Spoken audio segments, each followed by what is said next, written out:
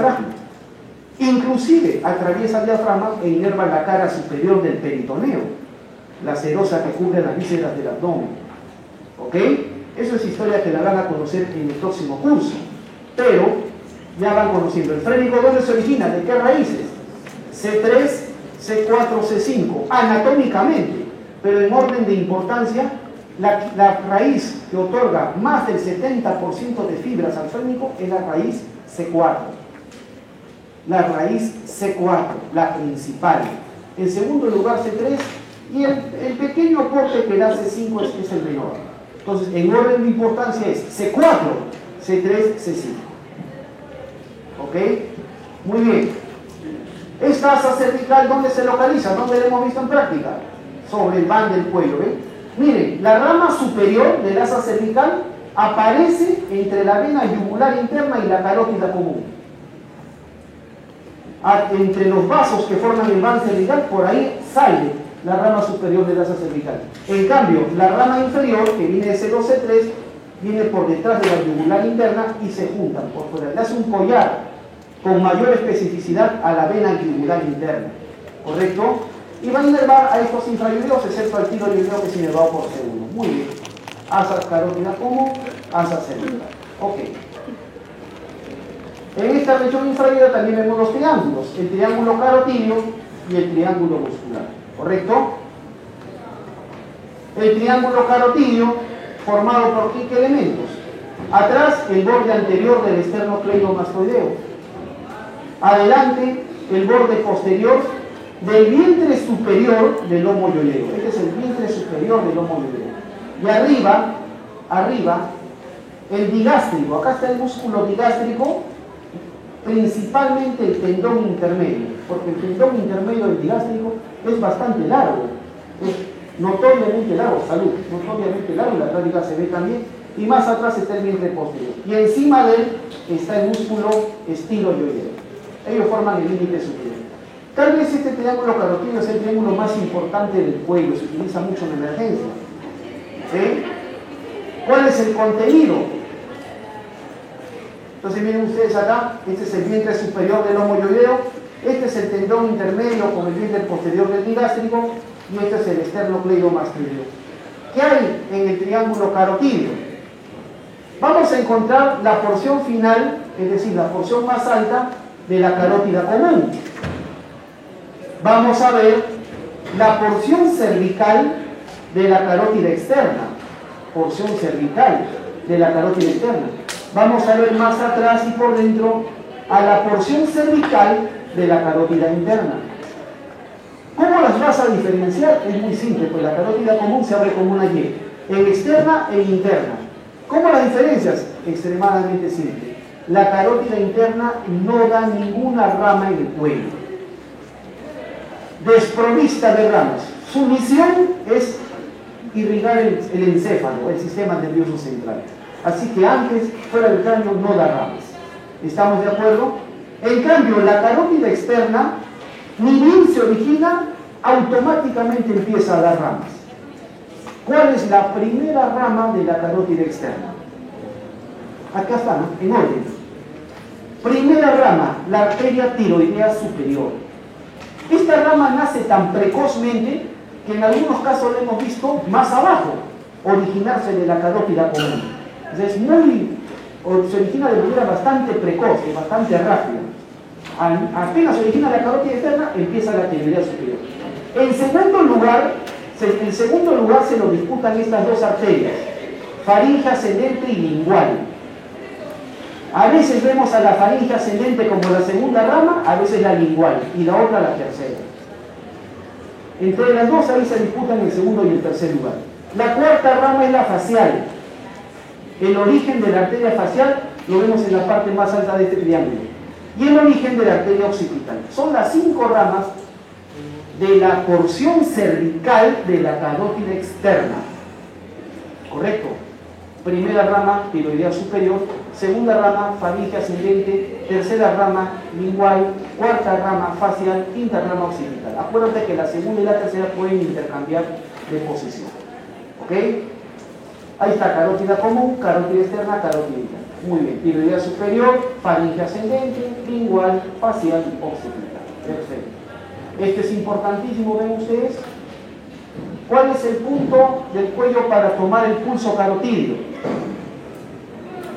Pulso carotídeo. Ustedes están andando por la calle, están regresando a su casa, a algunos les gusta andar con mandil en la calle, ¿verdad? Y de pronto ves a una persona inconsciente o ha quedado inconsciente en la calle. Y como estás con mandil andando por la calle, todo el público va a voltear a mirarte. Así de claro. Él es doctor. Por favor, doctor, resucítelo. Así te va a decir la gente. Entonces, lo primero que tienes que hacer frente a una persona que está inconsciente en la calle, lo primero que tienes que hacer es verificar si está vivo. O de repente ha perdido la vida. Ya no necesitas llamar a la ambulancia, sino al fiscal. ¿Estamos de acuerdo? Entonces, lo primero que tienes que hacer es pulso carotídeo. El ABC y pulso carotídeo. ¿Estamos de acuerdo? ¿Se entiende? Entonces, ¿dónde tomas el pulso carotídeo? Tercio medio del borde anterior del esternocleidomastoideo. Justamente ahí está el triángulo carotídeo. Tercio medio, borde anterior del esternocleidomastoideo. ¿Correcto? Ahí se toma el pulso carotídeo.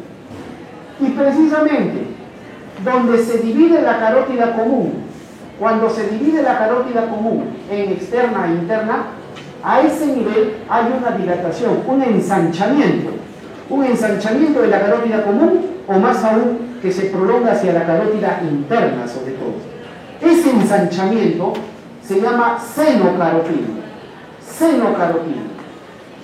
Y este seno carotídeo, como dice acá, contiene receptores de presión sanguínea. ¿Estamos de acuerdo? ¿Se entiende? Y entre las dos arterias, carótida externa e interna, hay un pequeño organelo que es el corpúsculo o cuerpo carotídeo, o también le llaman el glomus carotídeo o glomus de Luschka. El glomus de Luschka o cuerpo carotídeo. Este funciona como un quimioreceptor, es decir, es un sensor de concentración de oxígeno y de CO2. ¿Estamos de acuerdo?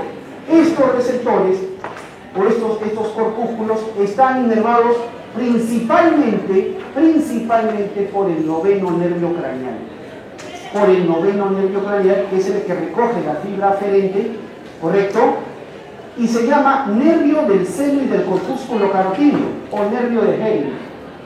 Nervio de Henle. Es el que recoge la información del cuerpo y del seno carotídeo, ¿correcto? Va a ingresar al tronco, el noveno nervio, al tronco encefálico, ¿se acuerdan? Núcleo sensorial dorsal, columna visceromotor, viscerosensitiva especial, ¿se acuerdan? En el plano dorsal, ¿se acuerdan los vídeos cuando hicieron un neuro? Ahí llega la información y la respuesta sale por el vago, hacia los vasos sanguíneos y hacia el corazón para regular la presión y el flujo sanguíneo. ¿Ok? Muy bien. ¿Qué otros elementos vamos a encontrar en el triángulo carotídeo? La porción alta de la yugular interna, el nervio vago, el asa cervical también está en el triángulo.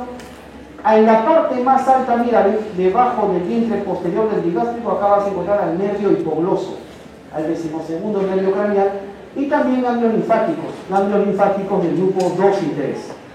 ¿Quedó claro? ¿Cómo es eso de ganglios linfáticos del grupo 2 y 3? Miren, y aprovecho acá este esquema, miren, acá está la yugular interna, aprovecho para decirlo, les he mandado un video por vía virtual. La vena yugular interna, en la medida que baja, en la medida que desciende, y lo hemos visto en la práctica, la vena yugular interna a medida que baja se va ensanchando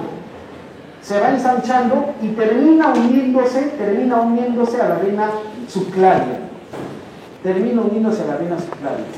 En la porción más baja de la yugular interna, o sea, la porción más ancha, es la que se localiza en el triángulo que se forma entre los dos fascículos del esternocleidomastoideo. Y en la práctica lo han demostrado. ¿Estamos de acuerdo? Ese es el llamado triángulo del esternocleidomastoideo, o triángulo de Sand, o triángulo de Sedilov, ¿verdad? El principal elemento que se localiza ahí es la vena yugular interna, en su porción distal o en su porción más ancha. El nervio frénico no, se localiza en ese triángulo. Cuando lo hemos visto, al nervio frénico está localizado, vean ustedes acá, por detrás y lateral a la yugular interna. Acá está el frénico, queda por delante del escaleno anterior.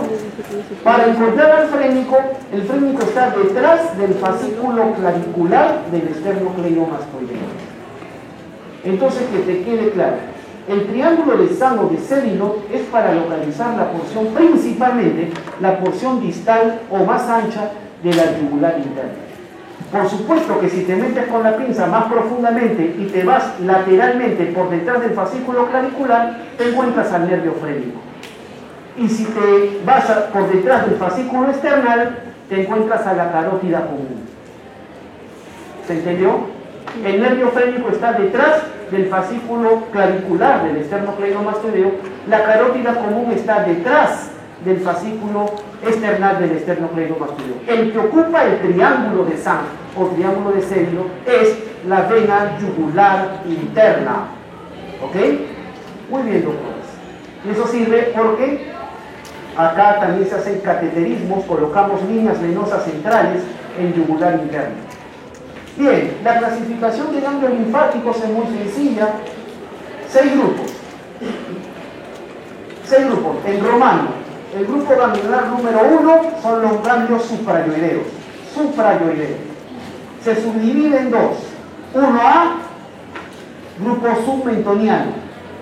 En el triángulo submentoniano, que lo han visto en región suprayoidea. 1B, en el triángulo submandibular. ¿Correcto? O triángulo digástrico, que también le llaman, ¿verdad? Luego tenemos los grupos 2, 3 y 4, que son grupos que están alrededor, en la cadena que está entre la yugular interna y el esternocleidomastoideo. Son grupos ganglionares que están entre la yugular interna y el esternocleidomastoideo. Grupo 2 en el tercio superior, grupo 3 en el tercio medio, grupo 4 en el tercio inferior. El grupo 5 se denomina el grupo supraclavicular, está en el triángulo posterior del cuello, ¿correcto? No específicamente en el triángulo supraclavicular, sino también más arriba, sino que son todos los ganglios que están en el triángulo posterior por encima de la clavícula, por eso se le puso el nombre de supraclavicular. Hay un grupo 6, que es el grupo pretraqueal, y también finalmente se habla de un grupo 7, que es torácico, está dentro del tórax, detrás del esternón. ¿Estamos de acuerdo? Entonces, esos son la clasificación de ganglios linfáticos. Entonces, en el triángulo carotídeo hemos visto al 2 y al 3. ¿Correcto? Muy bien. El otro triangulito muy sencillo es el triángulo muscular. El triángulo muscular. ¿Correcto?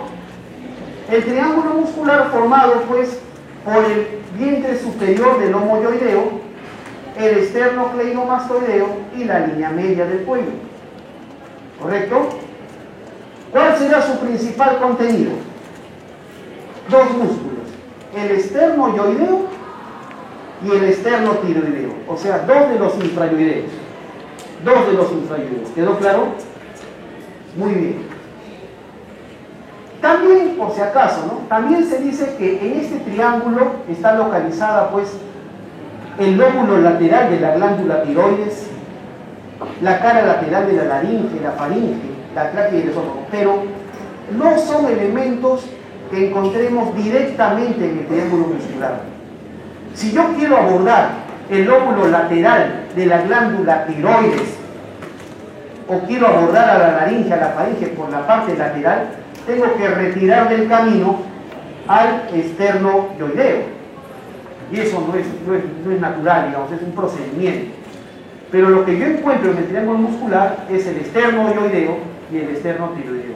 Para ver los otros elementos hay que abrirse paso. ¿Estamos claros? Bien. Entonces, y este famoso rombo, que también lo deben conocer, el famoso rombo de la traqueostomía. ¿Qué significa la palabra traqueostomía? Es realizar un estoma. Un estoma. Traqueostomía es realizar un estoma en la tráquea. ¿Qué es un estoma? Un orificio, una abertura. No es lo mismo que decir traqueotomía. La palabra traqueotomía significa hacer una incisión, un corte en la tráquea. Tomus es cortar. traqueostomía, con S, es realizar un estoma, un orificio en la tráquea. Eso es el término etimológico, ¿estamos de acuerdo? Y para eso existe un reparo anatómico súper conocido, que es el famoso rombo de la traqueostomía, conformado por dos pares de músculos infrayoideos. ¿Cuáles? Los esternoyoideos, que forman el triángulo superior del rombo, y los esternotiroideos, que forman el triángulo inferior del rombo, ya que los primeros son convergentes hacia arriba, ¿te acuerdas? Y los segundos son divergentes hacia arriba. Forman una figura en forma de un rombo, el rombo de la traqueostomía. Esternoyoideos forman el triángulo superior, esternotiroideos el triángulo inferior. ¿Quedó claro? Muy bien.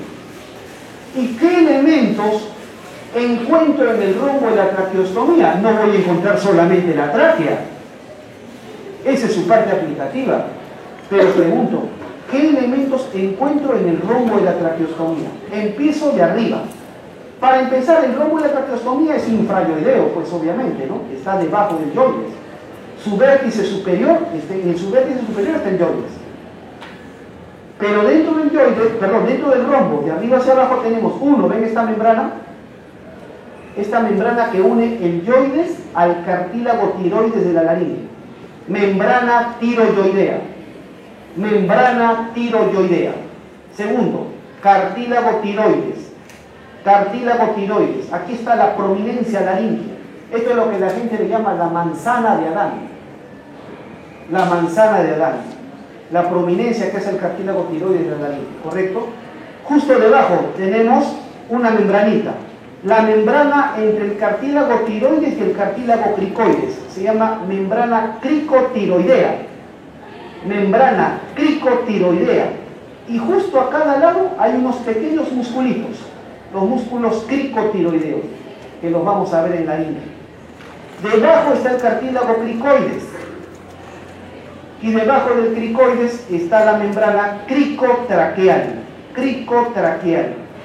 Y debajo de esta membrana debe comenzar la tráquea. Sin embargo, la tráquea es un tubo que está formado por varios cartílagos. Y por favor, se dice cartílagos traqueales, no se debe decir anillos traqueales. Borren de su memoria esa palabra anillos traqueales, porque los cartílagos de la tráquea no son anillos, no están cerrados, tienen una abertura posterior. El único cartílago que es un anillo cerrado en todo el aparato respiratorio es el cricoides. Este es el único que es un anillo, que es cerrado por delante y por detrás.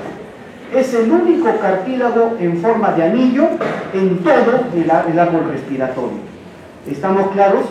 Ningún otro cartílago es cerrado, así que en la tráquea, esas traducciones que dicen anillo traqueal, por favor le cambian, le ponen cartílago traqueal. ¿Estamos de acuerdo? Porque los cartílagos son abiertos en la parte posterior. Y observen ustedes, el primero, el segundo y a veces hasta el tercer cartílago traqueal no los vemos directamente, están cubiertos por el istmo, la porción central de la glándula tiroides, ¿correcto?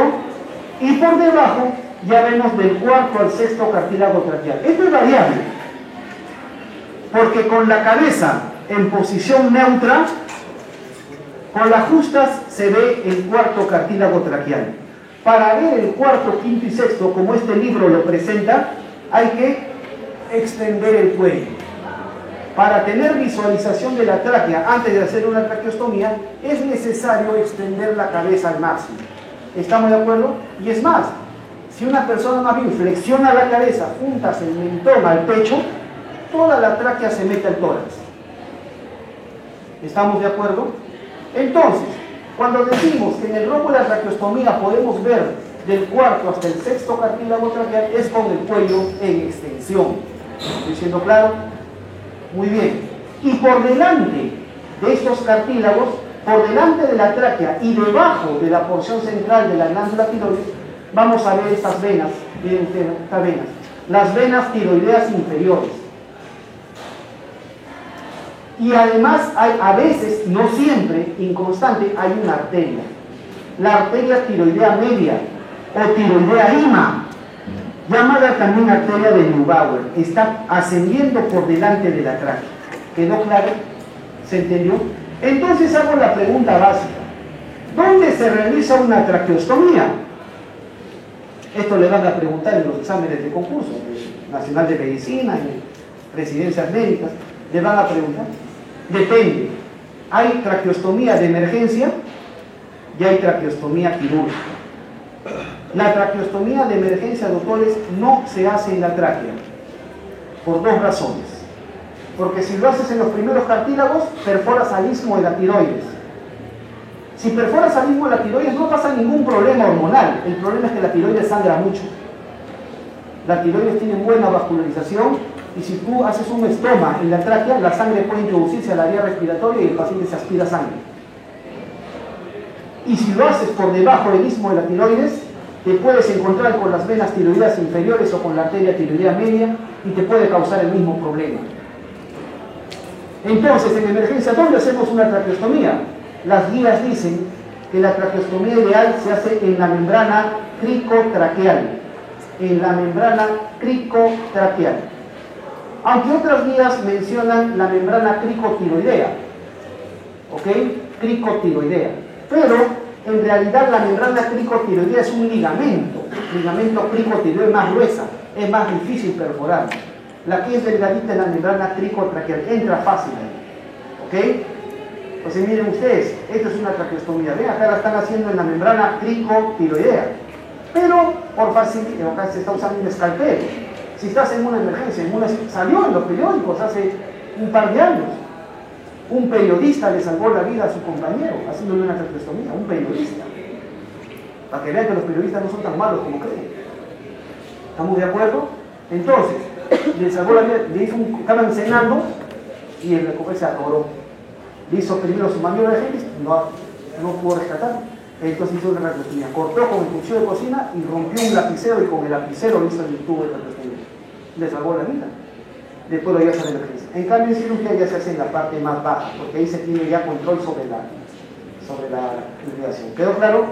Bien, chicos, sobre vísceras del cuello recuperaremos el día lunes. Hemos hecho una región infarvidea y el lunes de 1 a 2, entonces estamos recuperando sobre órganos del cuello.